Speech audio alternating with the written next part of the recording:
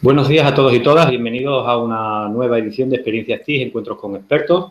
Retomamos la actividad, hoy con la presencia de Gabriel González Carrillo, es el responsable de innovación de la Fundación Splay. Buenos días, Gabriel. Buenos días. Bienvenido, muchas gracias por estar con nosotros. Gracias a vosotros. Hoy va Gabriel a hablarnos de robótica educativa e Internet de las cosas. Os haré una pequeña presentación de Gabriel. Él estudió psicología y su vida profesional siempre ha transcurrido muy cercano a las personas que están interesadas en utilizar las tecnologías de la información y la comunicación para mejorar su situación personal o su situación profesional. Actualmente se dedica a trabajar en el entorno del Internet de las cosas, de la robótica educativa y del coding, que probablemente luego nos aclarará, pero bueno, es esta tendencia a formar a los más pequeños en programación para que vayan introduciéndose poco a poco en este mundo. Y un pequeño apunte de Fundación Splay, que es una entidad que probablemente conoceréis muchos de vosotros porque probablemente hayáis hecho algún curso online con ellos. Es una entidad que promueve la ciudadanía comprometida con la inclusión social, la acción socioeducativa y el uso responsable, muy importante, de las tecnologías de la información y la comunicación, en especial atendiendo a la infancia y a la juventud, impulsando un apoyo muy claro al tercer sector. Bueno, pues si quieres entramos un poco ya en materia, Gabriel, y te formulo la primera de las preguntas.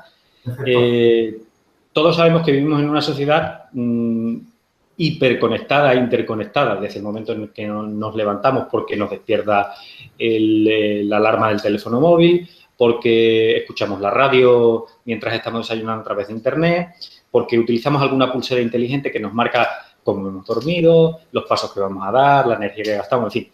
Si queremos podemos estar inmersos en una enorme red de datos que nos ofrece las tecnologías de la información y la comunicación, y en concreto Internet. ¿Esto de lo que hablamos realmente es Internet de las cosas o es algo más complejo? Vale. Es algo más amplio y por lo tanto quizás más complejo. De todos los ejemplos estos que me comentabas, la mayoría tienen que ver con la intencionalidad de la persona, ¿no? Nos despertamos con el móvil porque lo programamos, escuchamos la radio porque la sintonizamos, sea en una tablet o en otro dispositivo. En las compras hay una voluntariedad clara, aunque algunas veces se nos vaya de las manos lo que compramos. Internet de las cosas tiene más que ver con una conexión que sí que es omnipresente, que es permanente, pero de objetos. De objetos que no necesariamente tienen que ver con la voluntariedad de la persona. Internet de las cosas es un nuevo paradigma, bueno, en realidad no es tan nuevo, es un concepto que ya se utilizó por primera vez en 1999, como no en el MIT, en el Massachusetts Institute of Technology, por un tal Kevin Ashton. Y en esa primera descripción que se hizo de Internet de las cosas se referían a cómo identificar diferentes objetos y a conectarlos a una red a través de radiofrecuencia. Luego, el término tomó bastante más importancia hacia el 2008-2009, que fueron años en los que se produjo algo que no había pasado hasta la fecha, que era que en ese momento había más cosas conectadas a Internet que personas. Por lo tanto, Internet de las cosas es un concepto que hace referencia a la interconexión a través de una red como es Internet de objetos que se llaman inteligentes en el sentido de que recuperan información de su entorno a través fundamentalmente de sensores de muchos tipos. El móvil que llevamos a diario está lleno de sensores, de un giroscopio que detecta la posición que tiene el móvil y que se utiliza, por ejemplo, pues para temas como, por ejemplo, los videojuegos, por comentar uno. Tiene, obviamente, un micrófono, que es un sensor de audio, tiene una cámara, tiene incluso, bueno, pues los wearables, estos smartwatches, estos relojes inteligentes, incluso, te permiten calcular en nuestros pasos diarios qué distancia hemos hecho, hacer una estimación de las calorías que hemos consumido y hay incluso modelos que miden la frecuencia cardíaca y pronto se habla, incluso ya hay prototipos de modelos que medirán incluso el nivel de glucosa en sangre, algo que es tremendamente útil para personas que padecen diabetes, por ejemplo. De cualquier forma, el concepto se refiere a la conectividad de objetos inteligentes porque captan información y la envían para generar esta enorme masa de datos que también se conoce con el nombre de Big Data y que tantas utilidades puede tener en el caso de que se extraiga información útil, porque la información como tal no siempre es útil y hay que seleccionarla y filtrarla y darle muchas veces sentido. Vemos que hay mucha conexión entre conceptos y realidades, ¿no? Internet de las cosas. Sí, digo que hay conexión entre conceptos como Big Data, como Internet de las cosas, como Smart City, que hemos tenido en otras ocasiones oportunidad de hablar de ello, con lo cual... Está todo relacionado. De hecho, una Smart City es una nueva conceptualización de las ciudades y los espacios públicos en los que vivimos todos, pero que están compuestos por tecnologías inteligentes. Básicamente, dispositivos, objetos que captan información, tal y como os decía, a través de sensores, la recogen y la envían para que haya un análisis y haya también un funcionamiento optimizado de los procesos que se dan en una ciudad. Por ejemplo, pues en el caso de la regulación del tráfico, pues que los semáforos, un ejemplo típico de Internet de las Cosas aplicado en las Smart Cities, pues es el tema de que los semáforos, en vez de estar programados con una determinada temporalidad, para que se abran y se cierren con los diferentes colores, pues interactúen con lo que hay en ese momento en la zona en la que están implantados y entonces abran o no el tráfico en función de la presencia o no de vehículos, de peatones, etcétera, etcétera. Obviamente, para que esto funcione, pues hace falta que se envíe información y que esa información sea analizada. Y esta enorme cantidad de información, llamada datos masivos o Big Data, pues es lo que al final es interesante porque es lo que define pues, los perfiles de consumo de las personas, por ejemplo, o los hábitos saludables o no que tienen, o el estado de salud, o qué tipo de cosas ven en televisión. Al final es una información que nos define, nos crea un perfil y, por lo tanto, que puede tener aplicaciones a cualquier nivel. Es decir, en el ámbito del consumo, en el ámbito de la salud, en el ámbito que queramos. De hecho, aquí hay una frase de un autor, creo que era Hans Vestberg, le he cogido buscando información, este hombre que es CEO de Ericsson, dice que, preguntándole acerca de las repercusiones, ¿no?, de Internet de las Cosas, él dice que si una persona se conecta a la red, y esto lo sabemos mucho las personas que estamos vinculados al mundo del telecentro, le cambia la vida muchas veces. Pero si todas las cosas y objetos se conectan, entonces es el mundo el que cambia. Y realmente, con Internet de las Cosas, se está hablando, por ejemplo, de una nueva revolución industrial, de nuevos modelos económicos, nuevos modelos de convivencia. Queda mucho por ver, aunque veremos grandes cosas en los años que vienen. Me parece muy interesante todos estos datos que nos ofrece, sobre todo en torno al tema de Smart City, porque una de las acciones que tiene el plan de alfabetización tecnológica es precisamente eso, una acción informativa y de sensibilización acerca de lo importante que pueden llegar a ser, no, que ya es o que ya son las Smart City. Yo creo, en ese sentido, ahora comentando con un compañero, yo creo que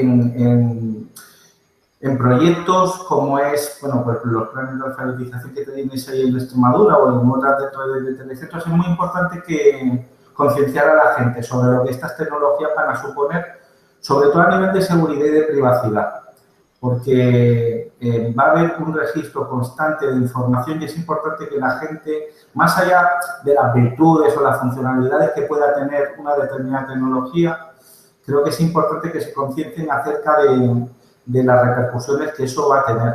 Ahora, hablando con un compañero, te decía, me explicaba un caso chulísimo de aplicación de Internet de las cosas en un plan de una ciudad para hacerla más accesible. Han cogido una chica que sufre paraplegia y va en silla de ruedas y le han creado un dispositivo basado en Arduino, que luego si queréis os explico qué es una tecnología libre, y esta chica se dedica a pasearse por su pueblo registrando todas aquellas barreras arquitectónicas que se encuentran en su condición de persona con discapacidad. Y con eso van a crear un mapa de zonas que no son accesibles, y no solamente el mapa, sino intentar hacer accesibles las que no lo son. Esto no es nuevo, hay muchos proyectos ya en marcha que recogen este tipo de información, de locales, de espacios y tal. Pero me ha parecido muy chulo cuando he explicado la orientación que le han dado. Y lo que demuestra, para aquellos que todavía siguen pensando que las tecnologías van a pensar por nosotros, que el elemento humano también es imprescindible. Sí, de momento sí. De momento. Sí. Espero que eso continúe siempre. Por lo que nos has contado, existe una diferencia en el uso que dábamos hace unos años a la conexión a Internet y el que ahora hacemos. Teniendo en cuenta esa diferencia, que antes quizás fuera más activa pues porque éramos nosotros los que íbamos a un teclado y buscábamos una determinada información, ahora, por lo que nos cuentas, insisto, es algo, digamos, más autónomo. ¿Qué diferencia, cómo afecta al concepto de Internet de las cosas el uso que se da de Internet de hace un tiempo a ahora? Es un poco lo que te decía, o lo que tú decías ahora mismo. Internet de las cosas es un modelo de Internet en el que se conectan objetos, se conectan animales, se conectan personas y en esa conexión hay una serie de procesos que es lo que une todo esto, ¿no? Y los procesos y el envío de información y el análisis. Antes, si recordáis, y no hace falta irse muy para atrás, la conexión a Internet era una cosa que uno tenía que pedir. Teníamos módems y dispositivos en los que tú tenías que solicitar la conexión y entonces esa conexión pues podía estar tarificada y podía consumir una cantidad determinada de datos o podías estar conectado solamente un tiempo a determinadas horas.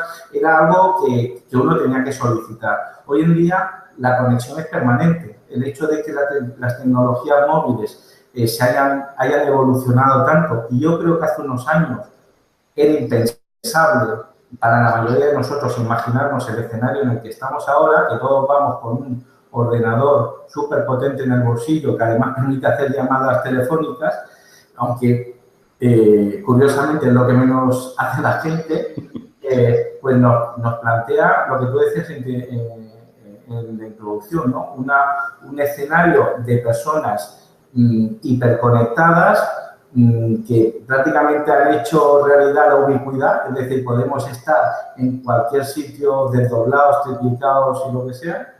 Y eso ha supuesto, pues bueno, que, por ejemplo, el tráfico de información, no solamente que se produce desde los objetos conectados a Internet de las cosas, sino que las propias personas generamos, haya cambiado de una forma brutal. Yo ahora mismo no sé decir las cifras, pero la cantidad de vídeos, de fragmentos de nuestra vida diaria en formato digital, por llamarlo de una forma un poco poética, se generan a diario es extraordinaria. Claro, para soportar ese tráfico, la tecnología ha tenido que mejorar mucho, las infraestructuras de conexión, los servidores, el software, y además esto está muy ligado a un tema generacional, aunque no siempre ser miembro de una determinada generación implica que hagan un uso mejor o más productivo de la tecnología. Sí que es verdad que las generaciones pues nacen con la tecnología como algo mucho más natural, ¿no? Eso tiene sus ventajas y sus inconvenientes, obviamente, y ha dado lugar a un concepto que se llama nativos digitales, que, bueno, hay quien no lo ve del todo claro, pero ha cambiado radicalmente lo que es Internet y cómo compartimos la información, cómo vivimos, ya sea de una forma voluntaria porque cuando enviamos una foto lo hacemos de forma voluntaria, pero cuando ese mismo móvil, más llegado a un tema de Internet de las Cosas, te geolocaliza y guarda un recorrido en Google Maps de por dónde has ido a lo largo de toda la semana, pues eso configura una identidad digital de la que muchas veces, pues, no sé si somos del todo conscientes. Si a eso le añades toda una serie de dispositivos que sin nosotros saberlo van a ir registrando, pues, toda la información que decíamos, pues tenemos un escenario donde la privacidad va a ser complicada si queremos utilizar este tipo de dispositivos, porque, claro, yo creo que una buena parte de la privacidad será algo que tenemos que sacrificar si queremos estar al día con determinadas tecnologías. Me vas a permitir, al hilo de estas cosas interesantes que dice, uno, momento de autopromoción, me lo vas a permitir. Primero, para todos los usuarios que nos están escuchando y que ya lo saben, y para los que no, pues tenemos acciones formativas relacionadas con la ciberseguridad, porque es un elemento fundamental, es muy importante. Segundo, te invito, ahora que has sacado el tema de los nativos digitales, al próximo encuentro con expertos, para que lo escuche, que va a ser el 2 de agosto, que vamos a contar con la presencia de Susana Yuna, que nos va a hablar de los nativos digitales. Y en todo este contexto en el que la red, la hiperconexión, hiperconectividad, la presencia constante de las TIC, sea con tablets, con smartphone, con cualquier otro tipo de dispositivo, como esto siempre tiene un aspecto circense, esto de, y ahora lo más difícil todavía, bueno, pues el siguiente elemento que forma parte de esta conversación que tenemos ahora es el de la robótica, robótica educativa. Está muy cercano a esas nuevas generaciones de las que tú hablabas, que no sé si acertado o desacertadamente podemos llamarlos millennials. Sí, yo creo que millennials es un concepto válido porque hace referencia a una generación que nace en un momento concreto, en torno a 1985 hasta 1991. Lo que sí que yo comparto la opinión de los autores, de Susana Yuna y del resto de gente que trabaja en el libro de nativos digitales, sí que me parece incorrecto hablar de nativos digitales, porque muchas veces, y bueno, esto Susana puede dramatizar mucho más, muchas veces los nativos, o sea, se asume que los niños, los jóvenes, por haber nacido rodeados de tecnología, hacen un uso mejor de la tecnología. Hablando mejor, un uso más empoderado, más responsable, más creativo. Esto no siempre es así. Yo creo que el término de nativo digital tiene más que ver con una actitud respecto al uso de la tecnología, al tener unas competencias que permitan hacer un uso creativo de la tecnología. Un uso intuitivo, pero no tiene por qué ser más correcto, más seguro, más eficiente. Entonces, es un término un poco, bueno, que están saliendo voces en contra de forma aceptada, me parece a mí. Y precisamente, como mencionábamos, hablando de la robótica educativa, sí que nos gustaría que nos explicara pues a quién va dirigido, qué objetivo persigue, en qué consiste, si es tan complejo como aparentemente el nombre nos indica, ¿no? Robótica, parece algo... Sí, bueno, primero, cuando uno escucha robótica educativa, bueno, cuando se le pone el adjetivo educativo a algo, pues ya la impresión que uno tiene es, bueno, esto debe ser un rollo, esto es para intentar colarte algo que es una paliza. Bueno, esto, videojuegos educativos, pero no acaba de sonar bien, no es algo que acabe de funcionar. Pues háblanos de robótica, entonces. De cualquier forma, la robótica educativa es... hablamos de robots. Primero habría que definir un robot. Claro, cuando uno piensa en un robot, pues le viene a la cabeza, pues si eres de la generación que naciste en los 70, pues Mazinger Z y los robots de las diferentes películas que hemos visto, ¿no? Los cortocircuitos y, en fin, cualquiera de los robots que hemos conocido a través del cine o de la literatura.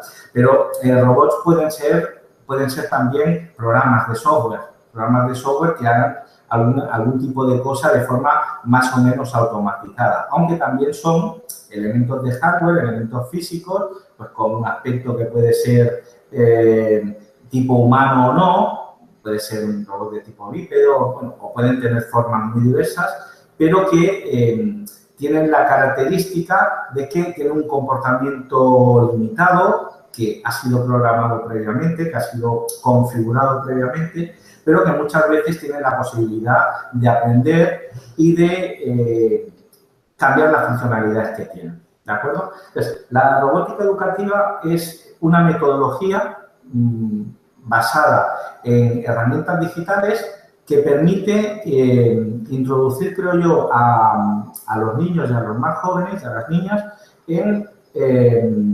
diferentes tipos de competencias, como son, por ejemplo, el pensamiento computacional, la resolución de problemas, el trabajo colaborativo,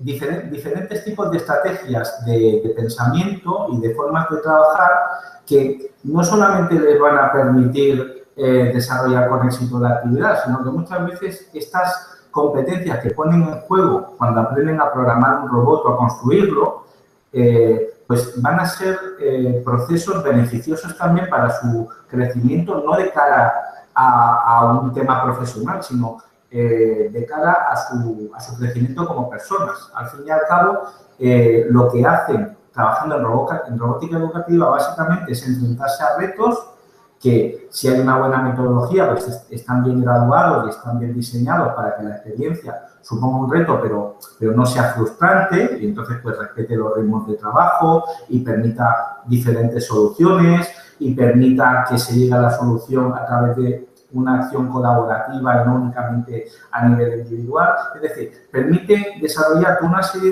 de habilidades que tienen que ver con cómo nos enfrentamos a las cosas en la vida, porque la vida al final es una sucesión de retos a los que tienes que ir dando respuesta, ¿no? La robótica educativa pues enseña, por ejemplo, a que ante un problema, pues lo más lógico o lo necesario es pararse y descomponerlo en problemas más sencillos y a preguntar y a equivocarse y a utilizar técnicas que han existido en la ciencia siempre como el ensayo y el error y a tener que exponer y explicar cómo ha solucionado ese reto.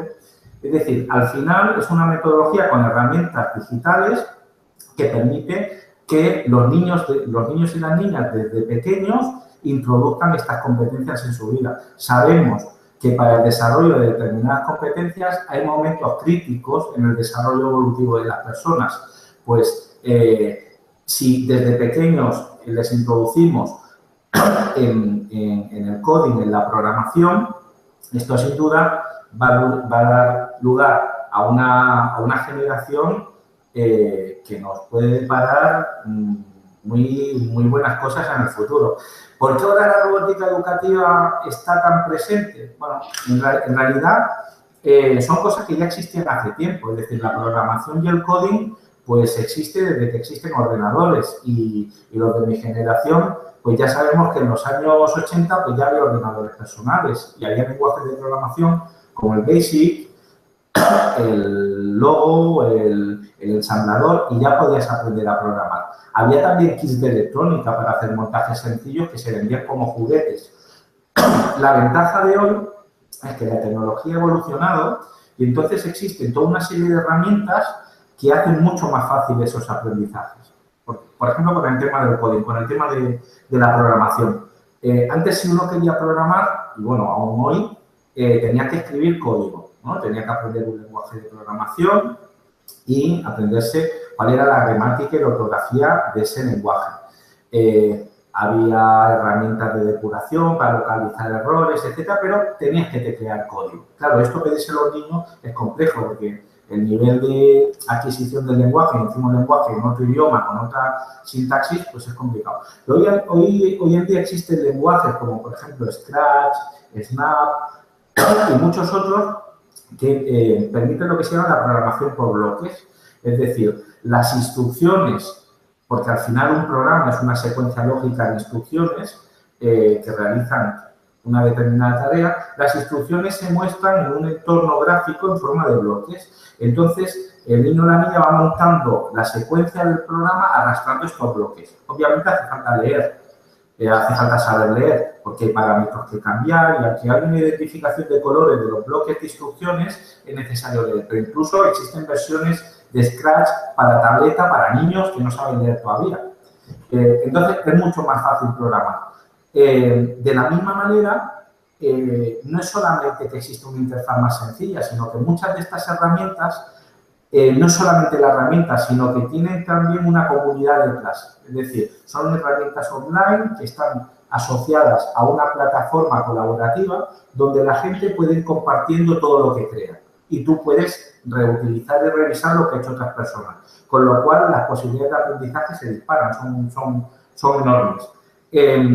A nivel de hardware y con el tema de los robots físicos, desde el 2005 aproximadamente hay una tecnología, entre otras, que se llama Arduino y que posibilita el crear objetos inteligentes electrónicos. Es una placa de hardware libre que tiene un microcontrolador y diferentes tipos, y se le pueden aplicar diferentes tipos de sensores, servomotores y otros dispositivos electrónicos para crear todo tipo de aparatos. Y esto ha abierto una de posibilidades que eran imaginables hace años. Entonces, hay una comunidad de educadores y alumnos creando modelos y compartiéndolas que hace muy fácil el poder aprender este tipo de cosas. Me has respondido muy interesante a una de las preguntas que te iba a formular y era, bueno, porque la robótica no solo va destinada a niños y adolescentes, sino que tal y como lo planteas, incluso algunos adultos deberíamos tomarlo como una nueva forma de pensar y de afrontar los problemas, ¿no? Sí, incluso nosotros una de las actividades que planteamos y que funcionan muy bien son talleres de robótica educativa, pero para familias, porque muchas veces son un nexo de unión muy interesante entre padres, madres e hijos, ¿no? Porque yo creo que forma parte de la responsabilidad de, como educador, como padre, como lo que sea, el conocer un poco qué es lo que rodea la realidad educativa de tu hijo o de tu hija y estar un poco al tanto. Puede ser una actividad compartida muy entretenida y que enriquezca mucho ambas partes, y después hay colectivos específicos. Por ejemplo, este tipo de metodologías funcionan muy bien con algunas personas que tienen algunos problemas derivados de trastornos del desarrollo, como en el caso de niños y jóvenes con TEA, con trastornos del espectro autista. La verdad es que funcionan muy bien. Funcionan muy bien porque ponen en funcionamiento algunas capacidades que tienen estas personas y que en otros modelos de aprendizaje pues no se consiguen extraer, no se les consigue dar rendimiento y después son muy divertidos. El otro día, con esto no quiero decir que la robótica educativa y la programación sea para todo el mundo, es decir, yo creo que como cualquier otra cosa en la vida, lo que hay que hacer es ofrecer la posibilidad de que la gente lo conozca y ahí cada uno pues, le da despertada su vocación, ¿no? El otro día leí un artículo en el diario que hablaba, un matemático decía que las matemáticas había que enseñarlas a través de las emociones, ¿no?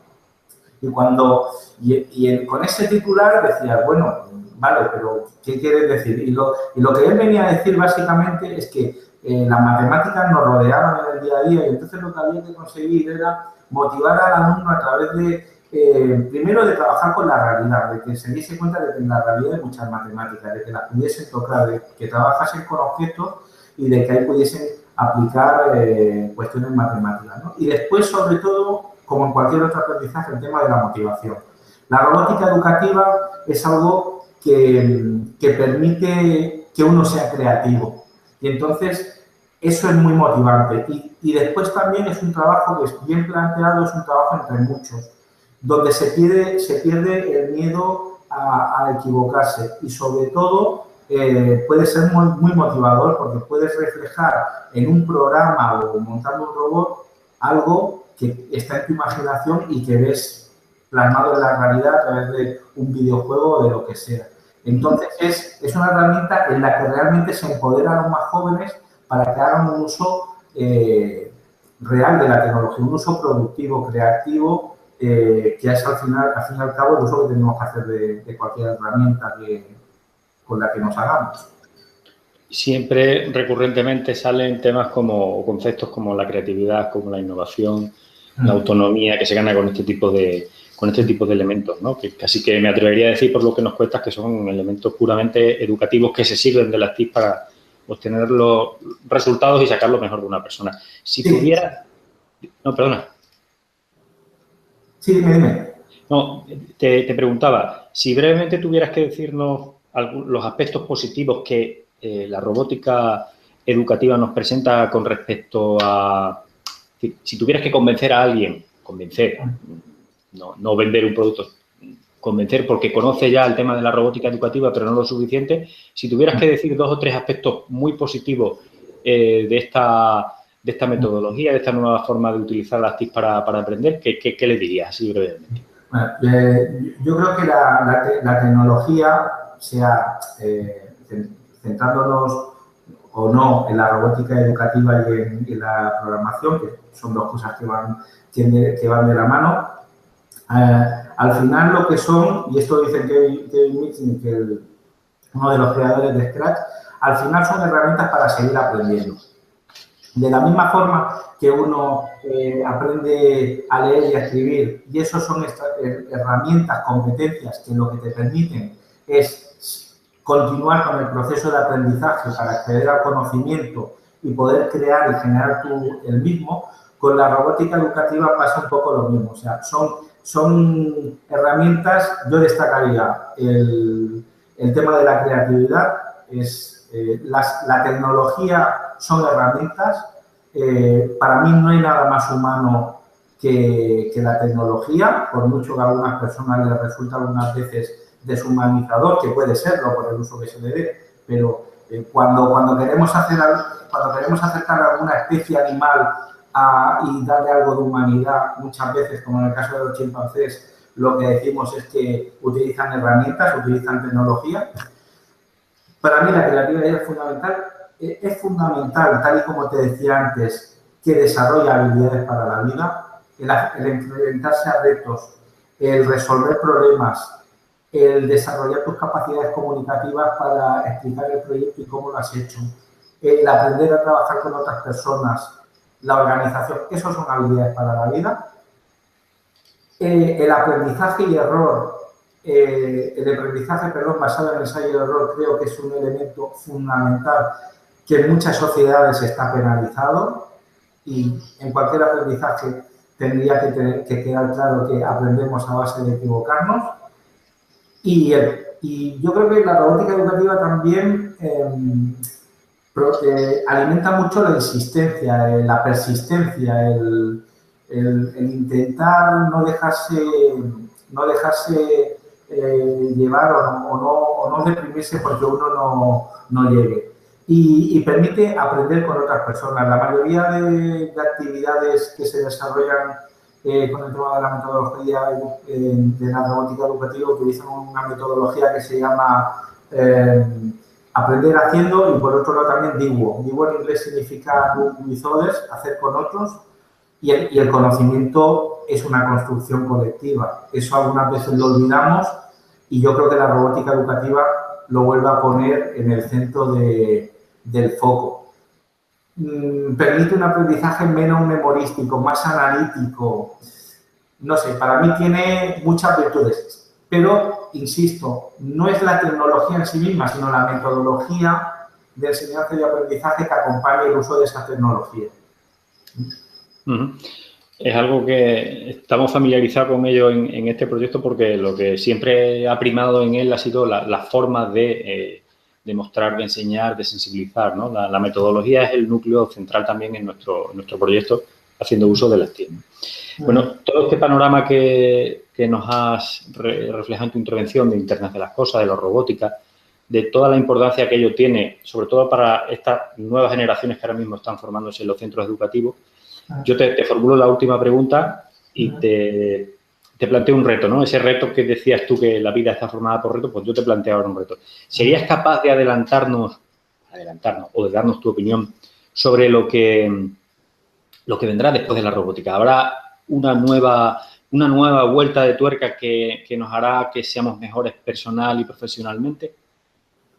Pues me he dejado la bola en casa, pero yo creo que, como en otros momentos de la historia, no nos imaginamos lo que está por venir.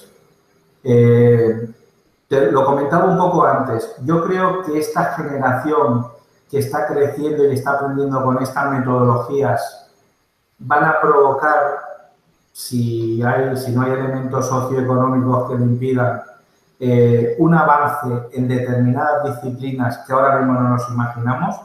O sea, de la misma manera que ha habido momentos en la historia en los que se ha frenado el avance en base a supersticiones, creencias de algún tipo.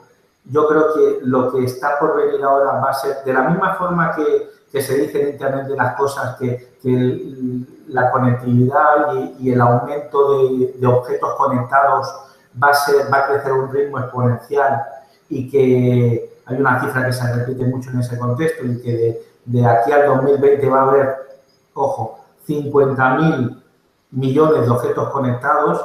Ese crecimiento en el avance de determinadas cosas que tienen que ver con esta generación y los avances científico-tecnológicos que ellos desarrollarán, yo creo que todavía no aceptamos, no podemos aceptar a ver qué es lo que habrá. Yo creo que va a tener que la tecnología del silicio, y de esto ya se habla hace mucho tiempo, desaparecerá en el sentido de que las características físicas y químicas de los materiales que se utilizan hoy en día para crear los microprocesadores, los circuitos y tal, pues tienen unas limitaciones físicas que va a obligar, si queremos ir creciendo en el uso de información digital, a saltar a otros materiales, y que la introducción, por ejemplo, de materiales de tipo biológico que se autorrepliquen, que almacenen la información de forma diferente y tal, puede llevar a tecnologías que, tal y como vuelvo a insistir, ni nos imaginamos ahora mismo. Creo que el tema de los wearables, estos relojes, estas gafas que se están empezando a popularizar, es solamente el paso intermedio a una tecnología que estará implantada en el cuerpo. Es decir, no tenemos que ponernos el reloj lo llevaremos ya bajo la piel o no sé de qué forma, y eso va todavía más a hiperconectarnos todavía más.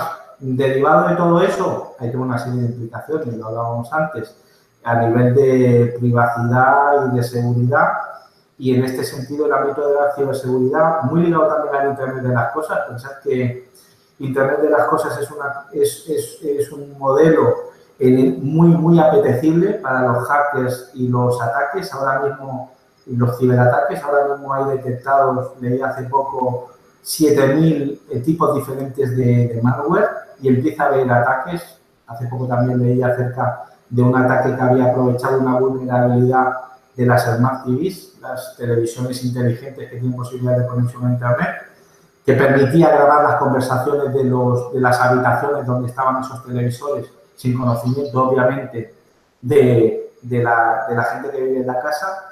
Entonces, todo eso, pues, vamos a tener que ir dando la respuesta, porque, claro, la tecnología primero sale, se empieza a utilizar y empezamos a ver no solamente las ventajas, sino los inconvenientes que tiene.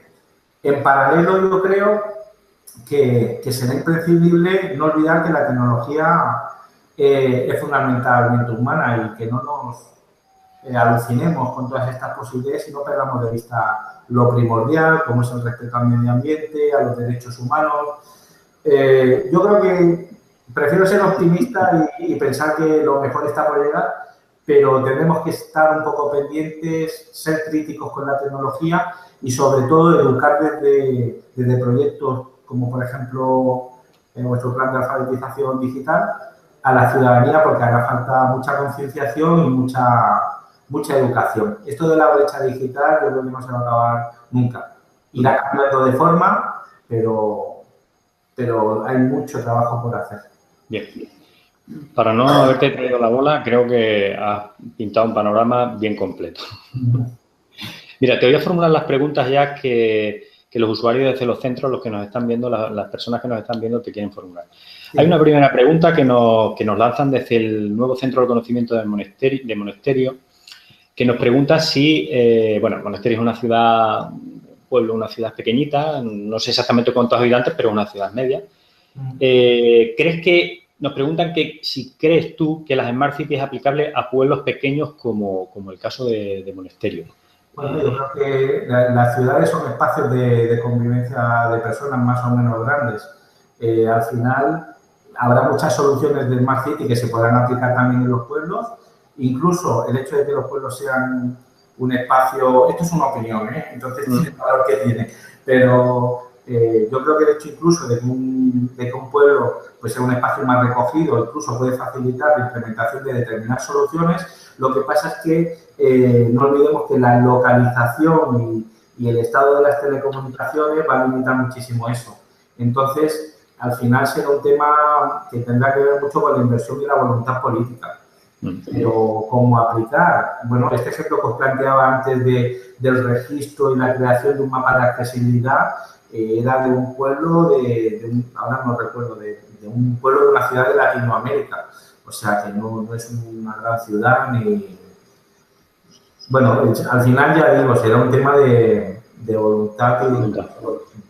Creo yo, Antonio Román nos pregunta, hablando sobre todo de la relación entre la educación y las tecnologías de la información y la comunicación, ¿de qué forma el Internet de las cosas nos ayuda a mejorar nuestras opciones formativas? Y dentro de eso, si tú crees que puede ayudar a todo lo relacionado con la protección medioambiental, intuyo que nos está preguntando. Sí, respondo primero a la segunda. El tema del medio ambiente es algo que está en el punto de mira de Internet de las cosas.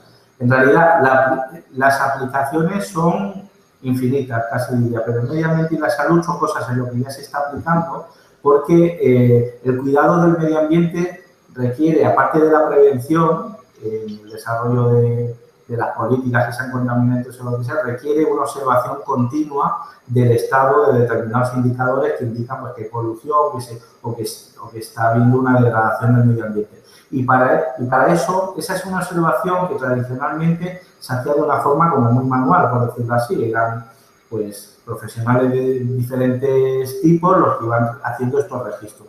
Con Internet de las cosas y este modelo de captación de información del entorno con sensores, esto se simplifica enormemente. Entonces, ya hay muchas experiencias, incluso son talleres que se plantean con niños, el detectar, pues, desde detectores de humedad a detectores de humo, a detectores de sonido, de ruido.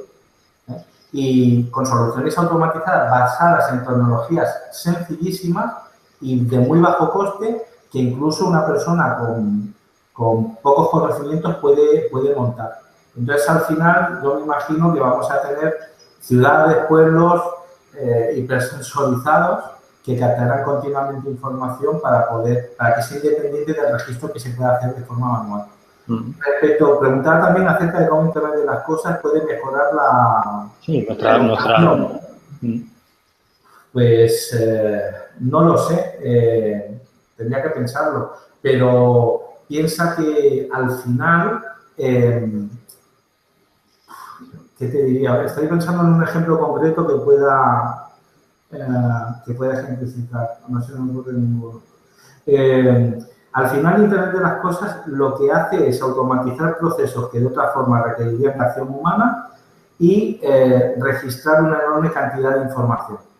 Esta enorme cantidad de información puede ser analizada y filtrada bajo muy diferentes objetivos. A nivel de educación, sin duda, yo que sé, permitirá tener información de otra forma inviable para hacer estudios de tipo, pues trabajar temas de estadística, de ciencia, de física, química, no sé. Será una fuente importantísima de información que permitirá el análisis y, por lo tanto, el avanzar en muchos campos de la ciencia u otras disciplinas. No se me ocurre ahora un ejemplo concreto, pero, por otro lado, con experiencias más concretas, ¿no? Nosotros desarrollamos, bueno, nosotros y muchas otras personas, en las colonias que se hacen en verano ahora, se desarrollan dentro de las actividades educativas tradicionales, ¿no? Desarrollamos un proyecto que se llama Ingenio, intentando hacer un juego de palabras con ingenieros y tal, con los niños y con las niñas, en los que, utilizando tecnologías como Raspberry Pi, Arduino y otros temas de robótica educativa, pues ponemos en marcha procesos educativos, pero que intentamos siempre que tengan alguna relación con lo que se intenta trabajar al aire libre, por decirlo así. Entonces, pues creamos registros de especies vegetales, trabajamos huertos urbanos en este caso, no huertos ahí en las colonias, en fin, las posibilidades yo creo que son muchas. Te voy a formular un par de preguntas más. Sí que te pediría, por favor, que brevedad en la respuesta. Mira, desde el nuevo Centro del Conocimiento del Gurugú, aquí en Badajoz, nos preguntan sobre cómo va a ser la relación, esa futura relación entre robots y humanos, es decir, cómo van a entender ese punto de irracionalidad que tenemos las personas, si van a actuar de forma lógica o ilógica. Y una segunda, en relación también con la robótica y el Internet de las cosas, es qué hay de los nuevos empleos que se van o que ya están surgiendo en torno a estos dos conceptos y cómo se pueden preparar las personas para acceder a ellos. Vale. Bueno, respecto a cómo van a vivir los robots la falta de coherencia de los humanos, pues la verdad es que no lo sé porque para empezar no sé cómo van a procesar los robots lo que verán en el comportamiento humano. Sí que sé que las máquinas son cada vez más inteligentes, hay toda una serie de disciplinas con Machine Learning que nos están permitiendo ver que los robots van muchas veces más allá de lo que han sido programados y de que tienes algoritmos que están dando resultados para los que en principio pues, parecía pues, que no habían sido diseñados, con lo cual la verdad es que no lo sé. Yo recomiendo, si queréis tener una visión así futurible de cómo la tecnología va a afectar a la sociedad, a las personas y a los propios robots, os recomiendo una serie excelente que, aunque es ciencia ficción, plantea escenarios que no son tan lejanos y que se llama Black Mirror. Es una serie que plantea cómo la tecnología nos va a afectar a las personas y esta interacción con robots, con máquinas inteligentes, que os recomiendo absolutamente porque es estremecedora, pero tristemente realista muchas veces también. Y respecto a lo de las profesiones, pues bueno, ya lo hemos visto. Por ejemplo, yo creo que, volviendo a Internet de las cosas, ¿no? O centrándonos en Internet de las cosas habrá que programarlas, habrá que instalar los sensores y habrá que analizar los datos. Habrá que garantizar que las conexiones, los datos que se recogen son seguros. Ahí ya tenéis diferentes ámbitos profesionales, ingenieros, especialistas en sensores, especialistas en ciberseguridad, analistas de datos.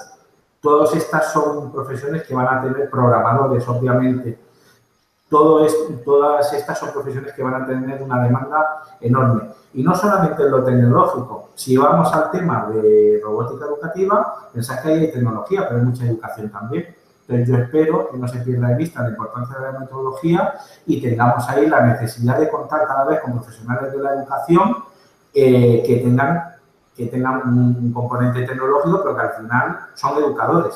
Educadores, pues no solo en estas competencias que decíamos, sino también en cuestiones más éticas, más morales, más de lo que implica a nivel social y de relación humana, todo este tipo de cosas. Y una última pregunta. Nos lanzan desde el nuevo Centro del Conocimiento de Mejostilla en Cáceres, nos preguntan que en qué momento va a quedar obsoleta la tecnología que estamos utilizando ahora. ¿En qué punto una tecnología comienza a estar obsoleta? Bueno, pues si le preguntas a la gente que compra los iPhone de Apple cada 6 meses. Cada 6 meses sacan un modelo nuevo y te lo tienes que comprar. Nos están escuchando mucha gente que son partidarias de ello, a ver si...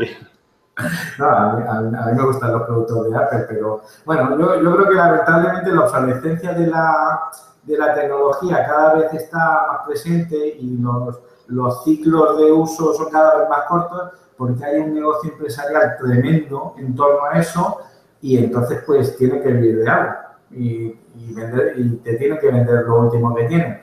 El salto que se producirá hacia una tecnología completamente diferente, pues soy incapaz de decírtelo, porque ya se empieza a hablar de computación cuántica y unos términos que nos permitirán hacer cosas que ahora son impensables.